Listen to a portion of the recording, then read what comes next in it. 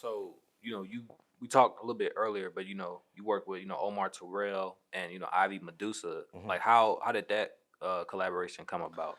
So I was on a podcast out Be More Pod or whatnot, and Omar was out there I think like a week or two before I was out there, and I was telling Ivy, I said I said yeah I ain't never met Omar before, you know what I'm saying? I said I be seeing his videos and shit, and I know he funny, and I know he got experience in the comedy game, so I mentioned it to her, and like the next week she had put something together, and we had already we linked up and started shooting. So and that just turned into like a every other week type thing. Now they on tour, so it slowed down a little bit, but we're gonna get back to it soon. But yeah, that's how that started. A lot of these connections and collaborations, they stem from just a simple conversation. And I think that's important. Any room that you go into, you should be able to talk to anybody because you never know.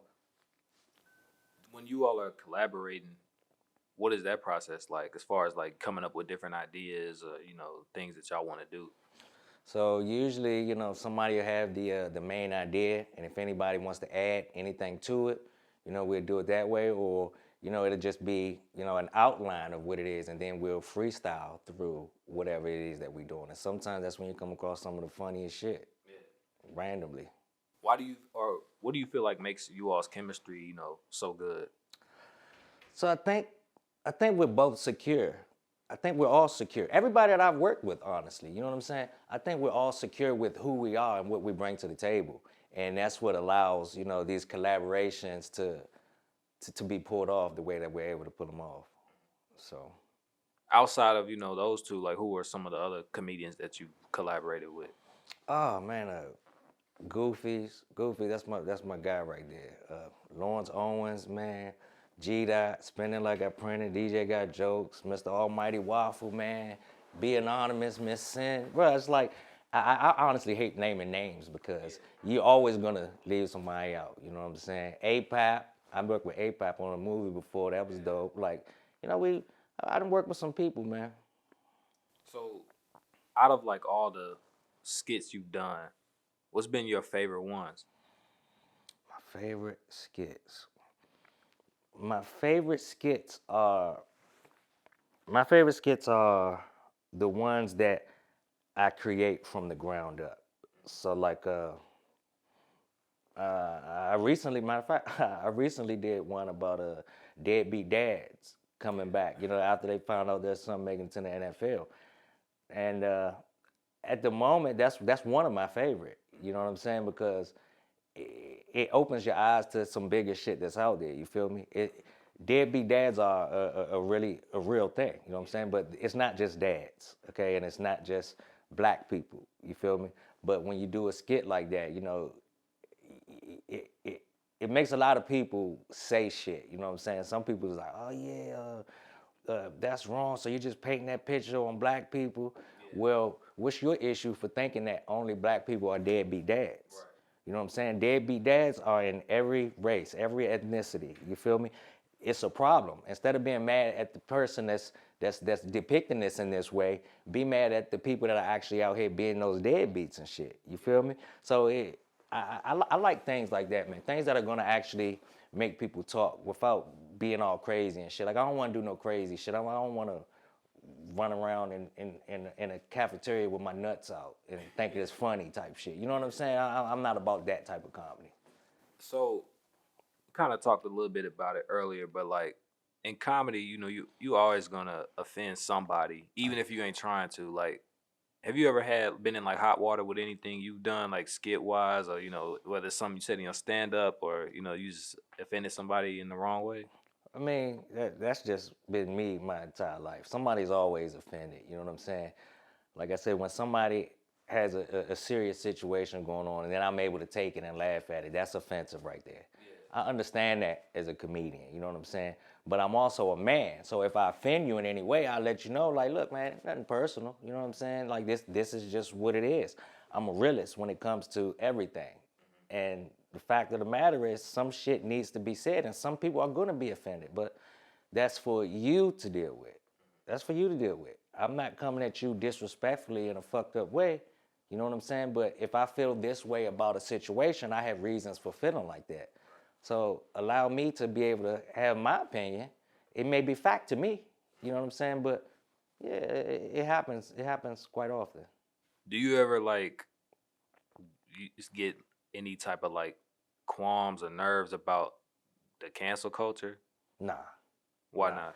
I mean, I'm secure. I'm secure with who I am. If social media went away tomorrow, I would still be me. I still have a solid name out here. People fuck with me. People know me from my past. You know what I'm saying?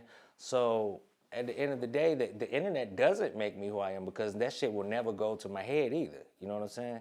So So you never worried about somebody like taking something that you said and trying to like get you canceled for anything? nah. And I say a lot of shit.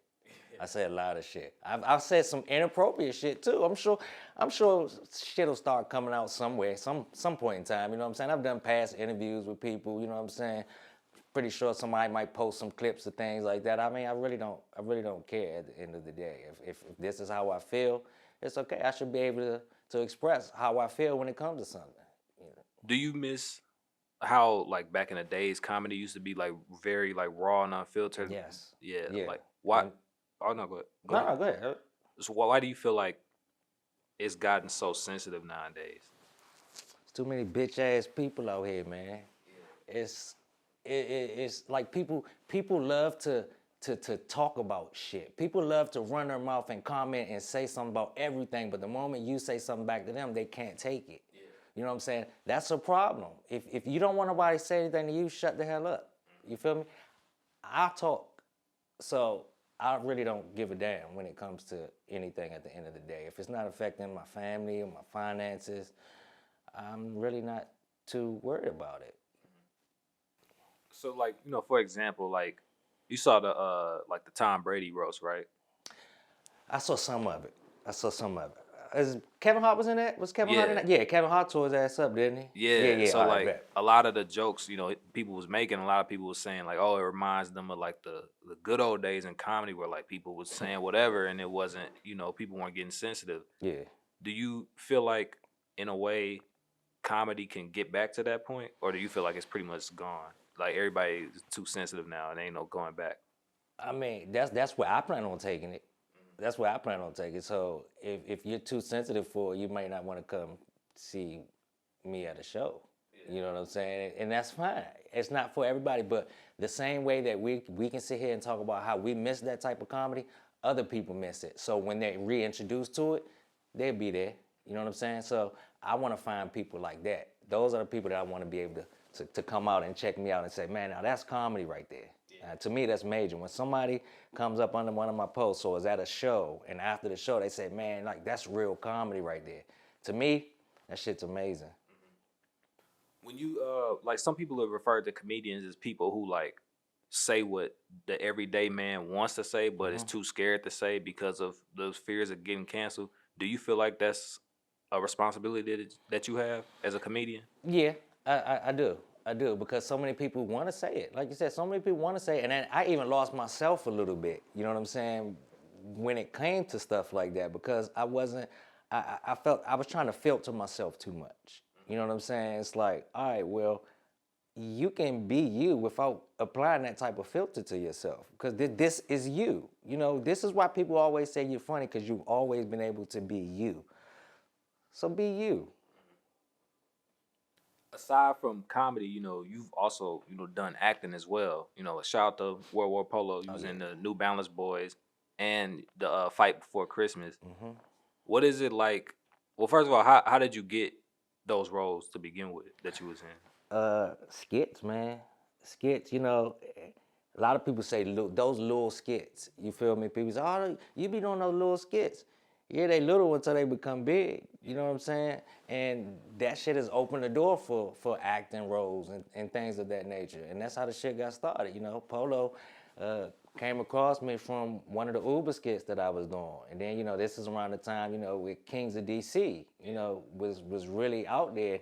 I made a skit for the Kings of DC for a promo, and it just created a relationship between us. So, these casting calls, I'm making sure I get there anytime, anything that, like I said, anything that anybody's doing in the area, and like we can bring that spotlight and that attention to our area. I'm with that shit. We all deserve it here because of the type of shit that we've gone through, the type of shit that we're still continuing to go through. You know what I'm saying? Why not link and make it better for everybody? You got like something kind of coming out that's like a film inspired by the events of the Gorilla Glue Girl, right? Yeah. Yeah. Yeah. If you can like talk about like what's that about? So that is a movie that was written and produced by like Alvin Gray. I believe it's 910 Productions or 910 Studios. Excuse me if I'm wrong on the exact same, but he hit me up. I have a role in that. That was created by Lene Gray. You know what I'm saying? She hit me up and asked me if I had some time. So I shot out there because I know Alvin be doing a lot of work, and he be really on this thing. You feel me? So I'm like, yeah, I thought it was a good opportunity to go out there and like I said, I want my name mentioned in some of these rooms, and I don't want it. I don't want you to just say my name. I'm going to show you why I should be mentioned in some of these rooms. So I went out there and I met her. And she went over some of her story about, it was more than just the Gorilla Glue thing. Yeah. You know what I'm saying? And the movie will be released soon, so I don't want to say too much, but yeah, definitely make sure you want to check it out.